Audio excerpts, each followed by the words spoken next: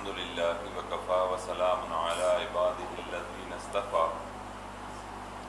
اما بعد فاعوذ باللہ من الشیطان الرجیم بسم اللہ الرحمن الرحیم فاذکرونی اذکرکم واشکروا لی ولا تکفرون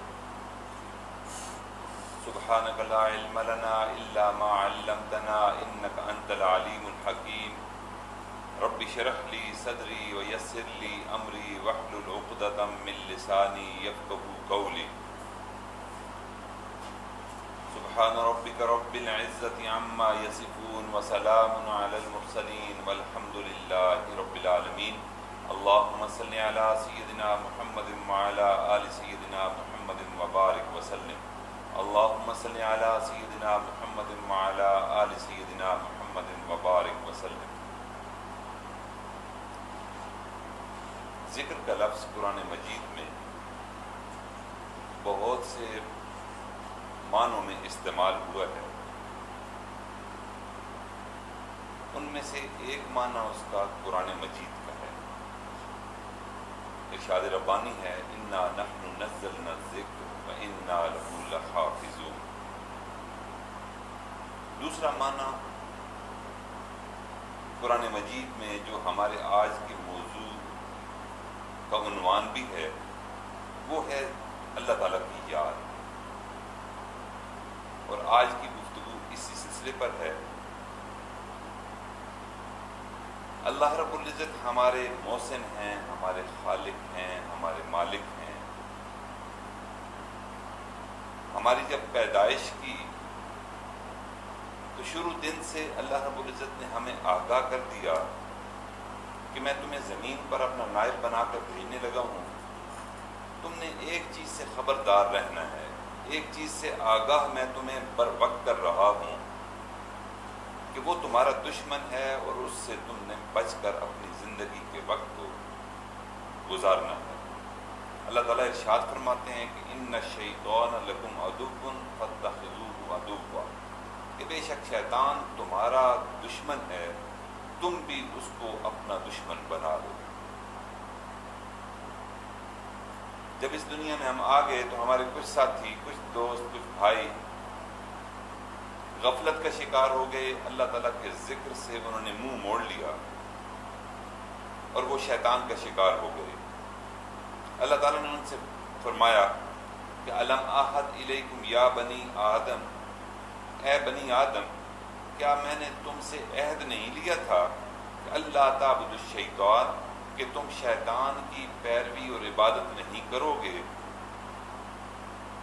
تو یہ اللہ تعالیٰ ارشاد آگے چل کے فرماتے ہیں وَأَنِ اعْبُدُونِی، اور تم میری عبادت کرو، شیطان کی عبادت مت کرو، اور میری عبادت کرنا ھذا صراط مستقیم، اور یہی سیدھا سچا صراط مستقیم اور راستہ ہے۔ ایک بات بڑی واضح ہے کہ جو بندہ بھی اللہ کی یاد سے جی چراتا ہے، ذکر والی زندگی نہیں گزارتا، اللہ تعالیٰ سے رجوع نہیں کرتا، انابت اللہ، رجوع اللہ، ذکر اللہ، ایسی زندگی نہیں گزارتا، اللہ تعالیٰ اس پر شیطان مسلط کر دیتے ہیں۔ فرمایا وَمَن يَعْشُ عَن ذِكْرِ الرَّحْمَٰنِ نُقَيِّضْ لَهُ شَيْطَانًا، جو اپنے رب رحمان کے ذکر سے اعراض کریں گے ہم ان پر ایک شیطان مسلط کر دیں گے، فَهُوَ لَهُ قَرِينٌ، اور وہ ان کے ساتھ ان کا ہم نشین ہو جائے گا۔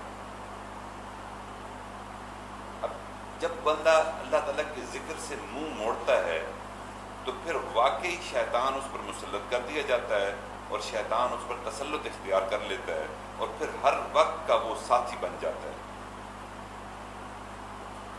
اب اللہ تعالیٰ ساتھ ساتھ یہ بھی فرما رہے ہیں، بتا رہے ہیں بندے کو کہ میں نے تمہیں دنیا میں بھیجا تو اب تم نے کیا کرنا ہے۔ اب شیطان جو تمہارا دشمن ہے وہ اگر تمہیں ورغلانے کی کوشش کرے، تمہیں ذکر اللہ سے غفلت دلائے، تو تم نے کیا کرنا ہے۔ اللہ تعالیٰ قرآن پاک میں ارشاد فرماتے ہیں ان الذین اتقوا اذا مسهم طائف من الشیطان تذکروا، کہ شیطان کی جماعت میں سے اے متقی پرہیزگار لوگو، اگر تمہاری ملاقات ہو جائے تو تم نے کیا کرنا ہے، تذکرو، تم نے اللہ تعالیٰ کا ذکر کو کی وجہ سے جو شیاطین سر عام پھر رہے ہیں وہ اللہ تعالیٰ ان سے تمہاری حفاظت فرما دیں گے۔ ایک نکتہ ہے یہاں کہ بیت اللہ شریف کو گرانے کی نیت سے قبل از اسلام ابرہہ نے لشکر کے ساتھ بیت اللہ شریف پر حملہ کیا تھا۔ وہ حملہ ہاتھیوں کے ساتھ تھا اور اس بدبخت کا ارادہ یہ تھا کہ ان بدمست ہاتھیوں کی ٹانگوں کے ساتھ سنگل باندھ لے گا اور اس سنگل کو بیت اللہ شریف کی عمارت کے گرد لپیٹ لے گا اور ان بدمست ہاتھیوں کو یکدم زور لگا دے گا تو بیت اللہ شریف گر جائے گا۔ لیکن اللہ تعالیٰ کے فیصلے اپنے اپنے ہیں۔ وَمَكَرُوا وَمَكَرَ اللَّهُ، ایک تدبیر تم کرو، ایک تدبیر اللہ رب العزت فرماتے ہیں، ایک سازش تم کرو، ایک اللہ تعالیٰ اس سازش کے جواب پھر پہلے ہی سے تیار رکھتے ہیں۔ پھر اللہ تعالیٰ نے یوں کیا کہ ابابیلوں کو بھیج دیا اور ابابیلوں نے اپنی ننھی چونچوں کے اندر تم چھوٹے چھوٹے ایک اللہ تعالیٰ اس سازش کے جواب اور انہوں نے ابرہہ کے لشکر پر اللہ تعالیٰ نے کنکریاں برسائیں کہ اللہ تعالیٰ نے ان کو برباد اپنی ننھی چونچوں کے اندر تم چھوٹے چھوٹے ایک اللہ تعالیٰ اس سازش کے جواب اور انہوں نے ابرہہ کے لشکر پر اللہ تعالیٰ نے کنکریاں برسائیں کہ اللہ تعالیٰ نے ان کو برباد اپنی مومن کردوں کے اندر تم چھوٹے چھوٹے ایک اللہ تعالیٰ اس سازش کے جواب اور انہوں نے ابرہہ نے لشکر کنکریاں برسائیں کہ اللہ تعالیٰ نے ان کو برباد۔ وہی تمثیل ایسے ہے کہ جو اللہ کا گھر ہمارا دل ہے، شیطان ابرہہ نے اس پر حملہ کر دیا۔ اب اس حملے کو ابابیلوں کے ذریعے ہم نے کیسے تباہ کرنا ہے؟ ابابیلوں نے تو منہ میں کنکریاں اٹھا رکھی تھیں چونچوں میں، ہم نے اللہ تعالیٰ کے ذکر کو بلند کرنا ہے، لا الہ الا اللہ کی ضربیں لگانی ہیں، وہ کنکریاں بن کر شیطان ابرہہ کے اوپر لگیں گی اور وہ تباہ و برباد ہو جائے گا۔ چنانچہ شیطان کے لیے خطرناک ترین ہتھیار جو ہے وہ یہی ہے کہ ہم ذکر کریں گے تو شیطان کا مقابلہ کر پائیں گے۔ اگر ہم ذکر والی زندگی اختیار نہیں کریں گے، اللہ کے نام کو بلند نہیں کریں گے، اللہ تعالیٰ کی یاد میں اپنے اوقات کو صرف نہیں کریں گے تو شیطان ہم پر مسلط کر دیا جائے گا۔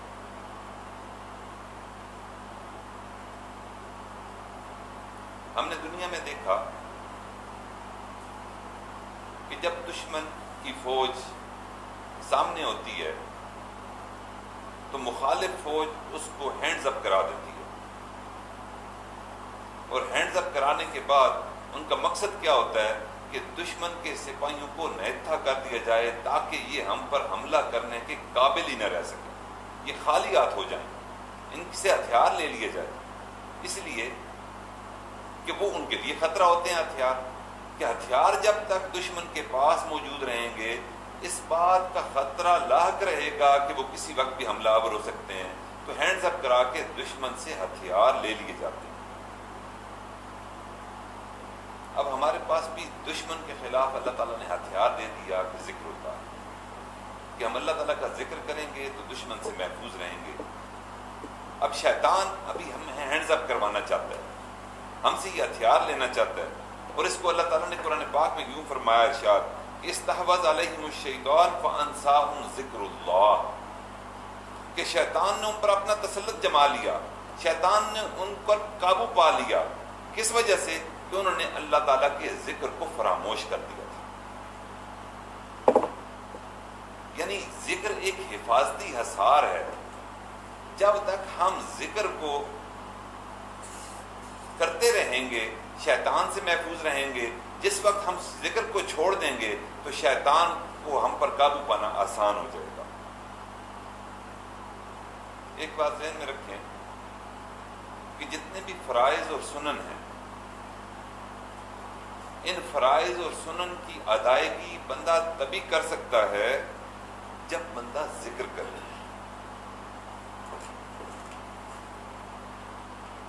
لیکن اگر ذکر کو اختیار نہیں کرے گا تو یہ بات طے شدہ ہے کہ ذکر کے بعد پھر شیطان کا حملہ اگلا کیا ہوتا ہے کہ پھر سنتیں چھڑواتا ہے، اور سنت کے بعد اس کا اگلا مرحلہ کیا ہوتا ہے کہ وہ پھر انسان کو فرائض سے بھی غافل کر دیتا ہے۔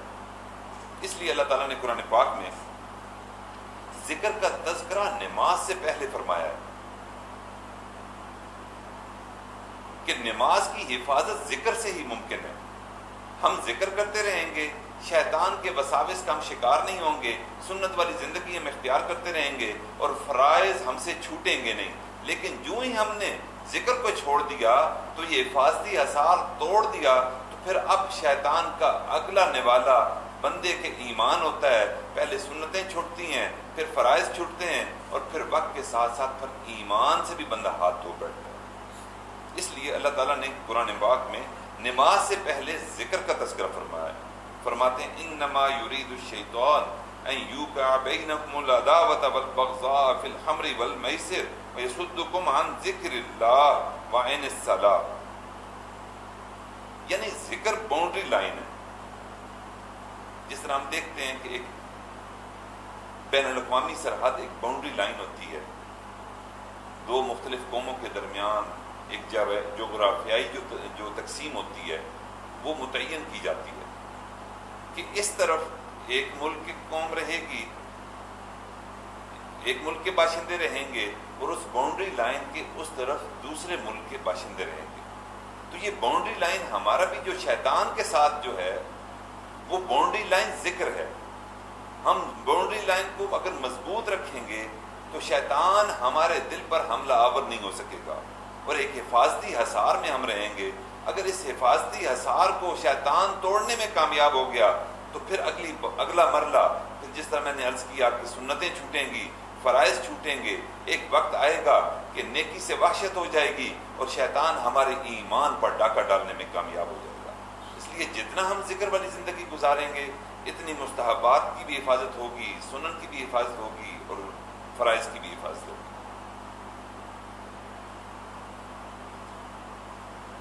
اب ایک اکثر سوال ہوتا ہے کہ جی قرآن پاک میں آیا ہے کہ ان الصلاۃ تنہی عن الفحشاء والمنکر، تو نماز جو ہے یہ فواحش کے کیوں نہیں روکتی؟ یہ برے کاموں سے ہمیں کیوں نہیں بچاتی؟ حالانکہ ہم نماز پڑھتے ہیں، گناہ پھر کیوں سرزاد ہو جاتے ہیں؟ تو اس کا جواب یہ ہے کہ نماز کا اصلی مقصد کیا ہے؟ اللہ تعالیٰ کی یاد.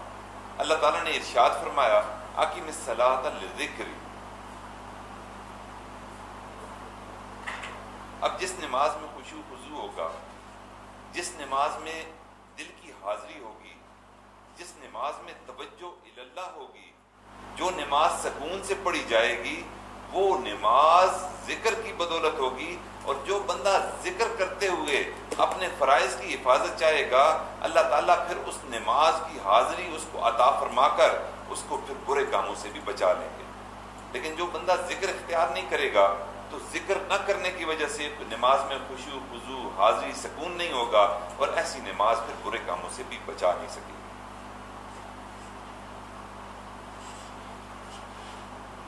ہمارے جو مشائخ تھے جنہوں نے ذکر کرتے کرتے اللہ کا قرب کو حاصل کیا، ان کی خدمت میں ایک بزرگ گئے اور انہوں نے جا کر کہا کہ حضرت مجھے اولیاء کرام جیسی ایک نماز پڑھا دیجیے،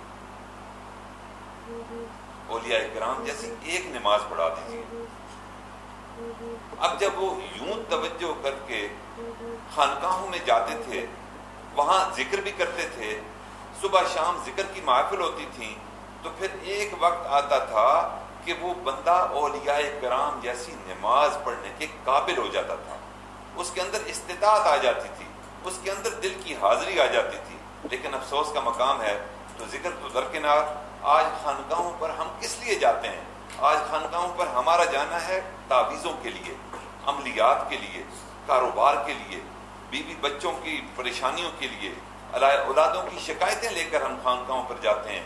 کوئی بہت ہی کم لوگ ایسے ہوتے ہیں جو خانقاہوں پر جائیں اور وہاں جا کر مسند نشینوں کو یہ کہیں کہ ہمیں اللہ کا ذکر سکھا دیں تاکہ ہم ہر وقت رجوع اللہ ہمیں ملے، تاکہ ہماری نماز اولیاء اللہ جیسی نماز ہو جائے. ایک بندہ تھا، اس کی بیوی روٹھ گئی. بیوی جب روٹھ گئی، ناچاکی ہو گئی، وہ اپنے میکے چلی گئی. وہ اپنے شیخ کے پاس گیا. اب شیخ اللہ کا ولی تھا، اور جا کر اس نے بتایا کہ میری بیوی روٹھ گئی، آپ دعا فرما دیجئے تاکہ میری بیوی مان جائے اور اپنے گھر میں واپس آ جائے۔ اب شیخ نے ہاتھ اٹھائے، وہ اللہ تعالیٰ کے مقرب بندے تھے، ہاتھ اٹھانا تھا کہ اسی وقت اللہ تعالیٰ کی طرف سے فیصلے ہو گئے اور اس کی بیوی مان گئی اور اس کے گھر واپس آ گئی۔ اب ہر جگہ وہ اس کے تذکرے کرتا تھا کہ میرے شیخ بڑے اللہ کے ولی ہیں، اللہ کے ولی ہیں، اور ان کی وجہ سے میری بیوی جو ہے وہ مان گئی اور میرے گھر آ گئی۔ ایک بندے نے اس سے پوچھا کہ تم نے شیخ سے یہ دعا کروائی تھی کہ بیوی مان جائے، تم اگر شیخ سے یہ دعا کرواتے کہ اللہ مان جائے، تو اگر اللہ مان جاتا تو پھر پوری مخلوق تمہاری باتوں کو مان لیتی۔ واقعی ہم مشائخ کے پاس جاتے ہیں، اپنی شکایات، اپنے شکوے، معاشرے کے حالات، اولاد کی پریشانیاں، بیوی بچوں کے جھگڑے، تعویذ گنڈے اور عملیات کی نیت لے کر جاتے ہیں۔ جس دن ہم اپنے مشائخ اعظام کے پاس اللہ کو منانے کے لیے چلے گئے، اللہ تعالیٰ اس دن ہمیں ذکر کی لذت بھی عطا فرما دیں گے، سجدے کا سرور بھی عطا فرما دیں گے۔ اس لیے اطمینان قلب کا واحد جو نسخہ ہے وہ ذکر ہے۔ اللہ تعالیٰ نے قرآن پاک میں ارشاد فرما دیا، الا بذکر اللہ تطمئن القلوب، اور اسی کو ایک شاعر نے ان الفاظ میں کہا کہ کتنی تسکین ہے وابستہ تیرے نام کے ساتھ، کتنی تسکین ہے وابستہ تیرے نام کے ساتھ، نیند کانٹوں پہ بھی آ جاتی ہے آرام کے ساتھ۔ جب اللہ تعالیٰ کا نام بندہ لیتا ہے اور پھر اللہ تعالیٰ کے عشق جب اس کو مل جاتا ہے، اللہ تعالیٰ کو قرب مل جاتا ہے، پھر اللہ تعالیٰ اس اپنے بندے پر یہ کرم فرماتے ہیں کہ دنیا کی سختیاں، دنیا کی آزمائشیں، اولاد کی پریشانیاں پھر اس بندے کے ذہن سے محو کر دیتے ہیں، اور پھر اللہ تعالیٰ اس کو اپنے یاد کے لیے وقف کر کے دنیا کی پریشانیوں سے اس کو نجات دلا دیتے ہیں۔ نہ دنیا سے، نہ دولت سے، نہ گھر آباد کرنے سے تسلی دل کو ہوتی ہے خدا کو یاد کرنے سے۔ اس لیے جو زندگی کا لطف اٹھانا چاہے، لذت اٹھانا چاہے، اپنی زندگیوں میں اسلام کی برکات کو دیکھنا چاہے، اس کو چاہیے کہ وہ ذکر کرے اور اللہ تعالیٰ کی طرف رجوع کر لے۔ بس بندے کا تو یہ عقیدہ ہونا چاہیے کہ ہم رٹیں گے گرچہ مطلب کچھ نہ ہو، ہم رٹیں گے گرچہ مطلب کچھ نہ ہو، ہم تو عاشق ہیں بس تمہارے نام کے۔ اور جو اللہ تعالیٰ کے پیارے بندے ہوتے ہیں وہ اللہ تعالیٰ کے ذکر کو اتنی کثرت سے کرتے ہیں کہ ذکر چھوڑنا ان کے لیے مشکل ہو جاتا ہے۔ ہم نے اپنی زندگی میں دیکھا کہ حضرت والد ماجد رحمۃ اللہ علیہ کے پاس ایک مرید آیا کرتا تھا، اور وہ مرید جب ابا جی ذکر کراتے تھے تو اپنے منہ کو ہلاتا رہتا تھا۔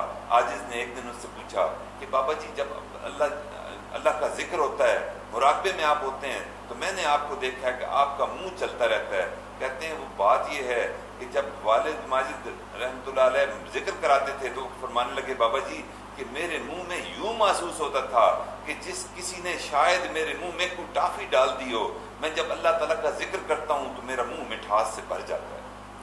واقعی جو اللہ تعالیٰ کے عاشق ہوتے ہیں ان کو اللہ تعالیٰ کے ذکر سے ایسی مزے آتے ہیں، ایسی لطف اٹھاتے ہیں۔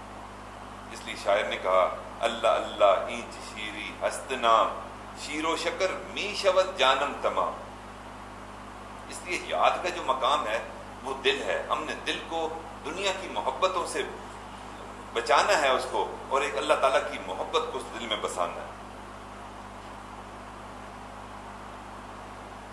دل جو ہے وہ یاد کا مقام ہے۔ ماں جب بچے کو فون کرتی ہے جو ہاسٹل میں ہوتا ہے، تو وہ یوں نہیں کہتی کہ بیٹا میری ہتھیلی تجھے یاد کر رہی ہے، میری آنکھیں تجھے یاد کر رہی ہیں، میرا جگر تجھے یاد کر رہا ہے، بلکہ وہ کہتی ہے، ماں مجبور ہو کر محبت کے ہاتھوں کہتی ہے، بیٹا میرا دل تجھے یاد کرتا ہے، میرا دل پریشان ہے، تم آؤ گے میرے دل کو قرار آ جائے گا۔ اس لیے دل مقام یاد ہے۔ ہم نے اس دل کے اندر اللہ تعالیٰ کے ذکر کو بسانا ہے۔ جس دن ہم نے اپنے اللہ تعالیٰ کو اس دل کے اندر بسا لیا، دنیا کی تمام پریشانیاں، دنیا کی تمام آزمائشوں سے اللہ تعالیٰ ہمیں نجات عطا فرما دے گے۔ حضور نبی کریم صلی اللہ علیہ وسلم نے ارشاد فرمایا، جس کا مفہوم یہ ہے کہ انسان کے جسم میں ایک لوتھڑا ہے گوشت کا، اگر وہ بن گیا تو پورا جسم بن گیا، اگر وہ بگڑ گیا تو پورا جسم بگڑ گیا۔ واقعی دل ایسا مقام ہے کہ اگر ہم اس زندگی میں تھوڑی سی محنت کر لیں گے تو اللہ تعالیٰ کی یاد کو ہم اس دل میں بسا لیں گے، پھر ہمیں وہ کیفیات مل جائیں گی کہ ہم دل کو اللہ تعالیٰ کی طرف لگائے رکھیں گے، لیکن بظاہر ہم دکان پر بیٹھے ہوں گے، بظاہر ہم ملوں کارخانوں میں مزدوریاں کر رہے ہوں گے، گھر کے کام کاج میں مصروف ہوں گے، لیکن دل اللہ تعالیٰ کی یاد میں مصروف ہوں گے۔ ایک اللہ کے ولی تھے جن کا نام تھا حضرت خواجہ شہاب الدین سہروردی رحمۃ اللہ علیہ۔ وہ حج پر تشریف لے گئے، ایک دن طواف کر رہے تھے مطاف میں بیت اللہ شریف کے پاس، تو انہوں نے دیکھا کہ ایک بندہ بیت اللہ شریف کے دروازے کے ساتھ لگے ہوئے غلاف کو پکڑ کر آہو بکا کر رہا ہے، رو رہا ہے، رو رو کر مناجات کر رہا ہے، اللہ سے دعائیں کر رہا ہے۔ حضرت خواجہ صاحب فرمانے لگے کہ مجھے اس بندے پر بڑا رشک آیا کہ اس رش میں اس کو اللہ تعالیٰ نے موقع عطا فرما دیا اور یہ غلاف کعبہ کو پکڑ کر اللہ سے مناجات کر رہا ہے۔ اللہ تعالیٰ نے ان کو دلوں کے اندر جھانکنے کی طاقت بھی عطا فرما رکھی تھی، کشف کی کیفیات بھی ان کو حاصل تھی، تو انہوں نے وہ جو بندہ جس نے غلاف کعبہ کو پکڑ رکھا تھا اس کے دل پر توجہ کی۔ قلبی توجہ کو جب دل پر کیا تو کیا دیکھتے ہیں کہ اس کا دل اللہ تعالیٰ کی یاد سے غافل تھا، حالانکہ بظاہر اس نے غلاف کعبہ پکڑ رکھا تھا، لیکن وہ یہ سوچ رہا تھا کہ کاش اس وقت میری بستی کے لوگ جو میرے ساتھ حج پر آئے ہوئے ہیں وہ مجھے دیکھ لیتے تو ان کو اتنا میرا روب میرے نیکی کا پڑتا کہ میں غلاف کعبہ کو پکڑ کر اللہ تعالیٰ سے دعائیں کر رہا ہوں۔ ان کو بڑا افسوس ہوا۔ اب حج کے دنوں میں وہ مینا میں تشریف لے گئے۔ مینا میں پختہ عمارتیں نہیں ہوتی، لوگ ٹھیلے لگا لیتے ہیں، طے بازاری لگا لیتے ہیں اور اپنی چیزوں کو فروخت کرتے ہیں۔ تو حضرت خواجہ صاحب بھی مینا جب تشریف لے گئے تو انہوں نے دیکھا کہ بڑا نورانی چہرے والا نوجوان، سنت کے مطابق داڑھی، سنت کے مطابق لباس، لیکن وہ مینا میں حج کرنے کے لیے نہیں آیا بلکہ اپنی کچھ چیزیں بیچ رہا تھا۔ چھابڑی لگائی ہوئی تھی اس نے، وہ آوازیں لگا رہا تھا، اونچا اونچا گاہکوں کو متوجہ کرنے کے لیے، اپنی چیزوں کو بیچنے کے لیے آوازیں لگا رہا تھا۔ شیخ صاحب نے، خواجہ صاحب نے جب دیکھا اس طرف تو انہوں نے کہا کتنا اچھا چہرہ ہے، کاش یہ بھی حج کر لیتا۔ جب یہ دیکھا تو دل کی طرف قلبی توجہ ڈالی، قلب پہ جو ہی توجہ ڈالی تو انہوں نے دیکھا کہ وہ نوجوان جو بظاہر اپنی چیزیں بیچ رہا تھا، بے شرا میں مصروف تھا، آوازیں لگا رہا تھا، لیکن دل اس کا اللہ تعالیٰ کی یاد میں مصروف تھا، دل اس کی طرف نہیں تھا، اس کاروبار میں نہیں تھا۔ تو انہوں نے اس نوجوان کے دل پر رشک کیا کہ دیکھ لو کہ بندے بظاہر دنیا کے کاروباروں میں مصروف ہوتے ہیں، لیکن جو بندے اپنے دل پر محنت کر کے اس دل میں اپنے ذکر کو، اللہ تعالیٰ کے ذکر کو جاگزین کر لیتے ہیں، پھر ان کا دل اللہ تعالیٰ کی یاد میں ہر وقت ہمہ وقت مصروف رہتا ہے۔ کوئی بھی زندگی کا شغل، کوئی بھی کاروبار، بچے، بیوی، رشتہ داریاں، دوستیاں، پھر ان کو اللہ تعالیٰ کے ذکر سے غافل نہیں کرتی۔ اب جب ہم ذکر کرتے ہیں تو کچھ لوگ اعتراض بھی کرتے ہیں، کہتے ہیں جی کہ یہ ذکر کہاں سے آ گیا، یہ ذکر تو تھا ہی کوئی نہیں۔ تو ان کے لیے میں عرض کرتا ہوں کہ یہ ذکر ہماری بنیاد حضور نبی کریم صلی اللہ علیہ وسلم سے ہے۔ آقا صلی اللہ علیہ وسلم کا حدیث مبارکہ ہے، آپ صلی اللہ علیہ وسلم نے ارشاد فرمایا لا تقوم الساعة حتى يقال في الارض اللہ اللہ۔ اس وقت تک قیامت قائم نہیں ہوگی جب تک زمین پر یہ کہا جاتا رہے گا اللہ اللہ۔ نبی علیہ الصلوۃ والسلام ایک مرتبہ بھی اگر اللہ کہہ دیتے نا وہ بھی کافی تھا۔ یہ اللہ اللہ کا تکرار کرنا یہ ثابت کرتا ہے کہ یہ اللہ تعالیٰ کا ذکر ہے، اور یہ بار بار جتنی بار ہم کریں گے اتنا اللہ تعالیٰ ہمارے ایمانوں کی حفاظت فرمائیں گے، اور قیامت کو اتنا اس کو پیچھے دھکیلتے رہے گا یہ ذکر۔ یہ جو دنیا کی ہم رنگینیاں دیکھتے ہیں، یہ جو دنیا کے ہم کاروبار دیکھتے ہیں، یہ جو مادی لحاظ سے ہم ترقیاں دیکھتے ہیں، یہ ملوں کارخانوں کی وجہ سے نہیں ہے، یہ بڑے بڑے ایوانوں کی وجہ سے، سیاستدانوں کی وجہ سے نہیں ہے، یہ سائنسدانوں کی وجہ سے نہیں ہے دنیا کی یہ دوام جو دنیا کو ملا ہوا ہے. یہ دنیا جو قائم ہے یہ اللہ تعالیٰ کے ذاکرین کی وجہ سے قائم ہے. جس دن یہ دنیا میں اللہ کے ذکر کرنے والے بندے نہیں رہیں گے، اللہ تعالیٰ کو اس دنیا کی کوئی ضرورت نہیں. اللہ تعالیٰ نے اس دنیا پر جو کچھ ہے اس پر لعنت فرمائی ہے. اس لیے جو بندہ بھی ذکر کرتا رہے وہ دنیا کو قائم رکھنے کا اللہ تعالیٰ نے اس کو ذریعہ بنا رکھا. اب اس میں ایک نقطہ اور بھی ہے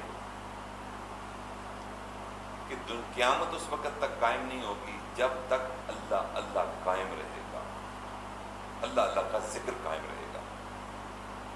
یعنی انسان کی جو زندگی ہے وہ قائم اللہ اللہ کرنے کی وجہ سے. ایک بات ذہن میں رکھیں، جو بندہ اللہ اللہ کرے گا اس کا دل اس وقت تک زندہ رہے گا دنیا کی طرح کہ جب تک وہ اللہ اللہ کرتا رہے گا اس کا دل بھی دنیا کی طرح زندہ رہے گا، جس طرح اللہ تعالیٰ نے ذکر کی وجہ سے دنیا کو قائم کر رکھا ہے. جس دن دنیا ختم ہو گئی ذکر ختم ہوگا، دنیا ختم ہو جائے گی. اسی طرح جب ہم زبان سے اللہ تعالیٰ کا ذکر بلند کرنا چھوڑ دیں گے اس دل کی موت بھی اسی دن واقع ہو جائے گی. اس لیے ہمارے سلسلہ عالیہ نقشبندیہ کے 35 اسباق ہیں. ان 35 اسباق میں پہلے 7 اسباق جو ہیں وہ ذکر سے متعلق ہیں، جس میں ہم نے یہ دھیان کرنا ہوتا ہے کہ ہمارا دل اللہ اللہ کر رہا ہے، ذکر خفی. پھر 2 اسباق تحلیل اور حبس دم کے ساتھ کلمہ طیبہ کے ہیں، لا الہ الا اللہ کی ضربیں لگانی ہوتی ہیں. تو یہ 9 اسباق ہو گئے.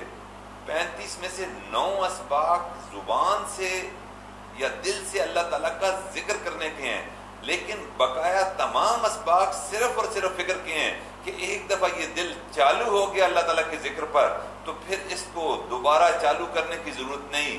پھر یہ ہمیشہ ہمیشہ کے لیے اللہ تعالیٰ کے ذکر میں مصروف رہے گا. اللہ تعالیٰ سے دعا ہے کہ اللہ تعالیٰ ہمارے قلب کی صفائی فرمائے، ہمارے قلب میں اللہ تعالیٰ اپنے ذکر کی، اپنے نام کی محبت پیدا فرما کر ہمیں اپنے مقرر بندوں میں شامل فرمائیں. وآخر دعوانا ان الحمدللہ رب العالمین.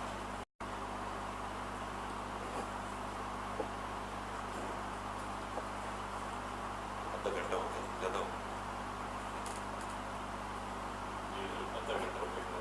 ہو گیا. نکلنا ہے پنڈی بچے تیار. اچھا سلمان ہوتے ہیں چھوٹا سر سفیان نام لگ رہا ہے تو مدرسے بچے شیرہ ساڑھی کوئٹہ ہوتے ہیں وہ آج کل آئی ہیں.